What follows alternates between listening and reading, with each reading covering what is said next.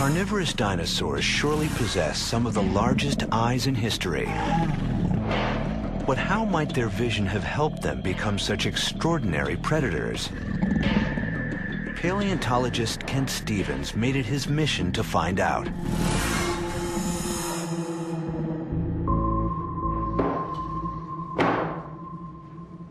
Very interesting to know what it was like to be a dinosaur. What kind of vision did it have? How did it use its eyes? Stevens faced a major obstacle. Unlike their bones, the eyes of dinosaurs have not stood the test of time.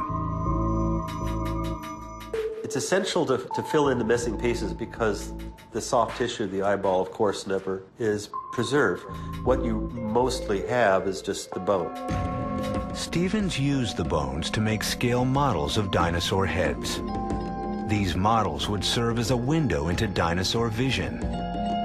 What I came up with is a way to estimate how well the dinosaur could look out into the world by my looking at the animal. Stevens devised a novel way to make his dinosaurs see. Lasers.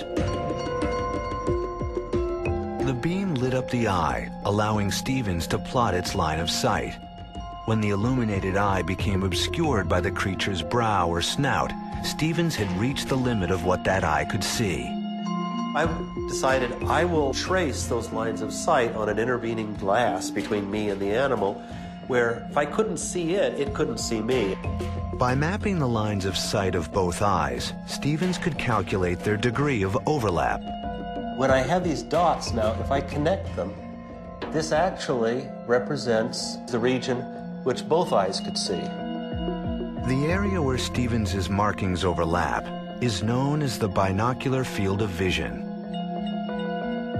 What advantage does binocular vision provide?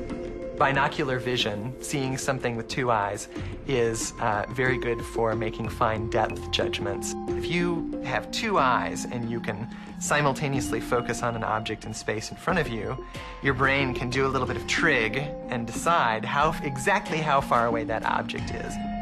How would this aid a predator? Imagine a large dinosaur whose two eyes face to the side, resulting in two fields of view that don't overlap. This makes it difficult for the creature to see an object as distinct from its background and to gauge the distance to it. But if its eyes face more forward, their fields overlap, providing a degree of binocular vision. Suddenly, it's a 3D world. Engaging distance to a target is no longer a problem. Stevens knew if he could work out the binocular vision of carnivorous dinosaurs, he could determine how they hunted their prey. He trained his sights on the most iconic member of their group, Tyrannosaurus rex. With 13-inch canines, this 6-ton beast was certainly armed to the teeth. But did T-Rex have the targeting system to back up its bite? T-Rex had 55 degrees, which is very substantial binocular overlap, as much as hawks. Stevens concluded that this vision system allowed T-Rex to target its prey at a distance and pursue it on the run. That certainly would have selective advantage toward being a better predator. You can just stay locked onto your target, and the amount of overlap could allow you to see how the world is moving as you're moving forward.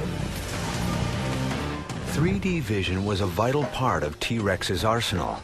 And looking at skulls from different points in the animal's history, Stevens found it evolved even better 3D vision over time.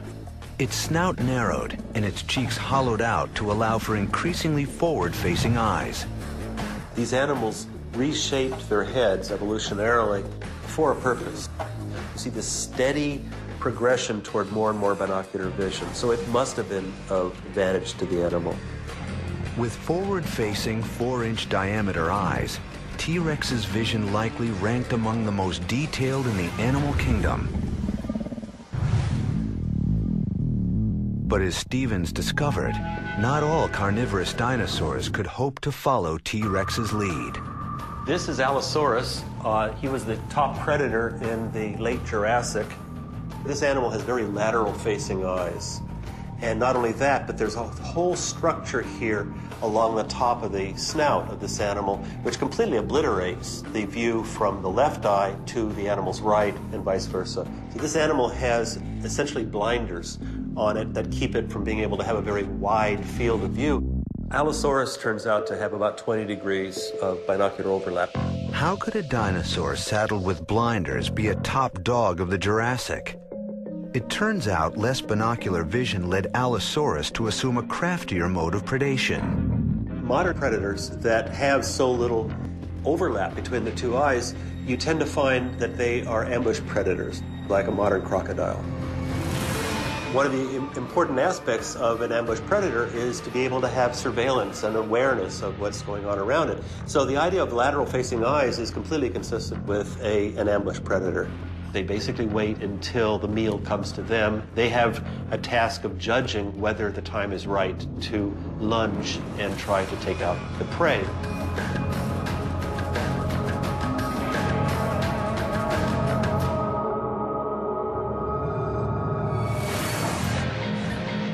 Dinosaurs show how the same winning strategy evolves again and again in predator vision. The opposite strategy holds true for prey animals. Their vision has evolved to help them escape their killers. As predators evolved eyes closer and closer together for targeting, the eyes of their prey moved further and further apart. Today, rabbits take this strategy to the extreme. 360-degree vision. Rabbit eyes evolved to sit high and to the sides of its skull. While its vision is not three-dimensional, it allows the rabbit to see any threat at any angle. Rabbits, like humans, are mammals. And back when dinosaurs still ruled the earth, our mammal ancestors had to do much more than keep an eye out. To survive, they had to find a new niche in vision, one that would allow them to coexist with creatures threatening their existence.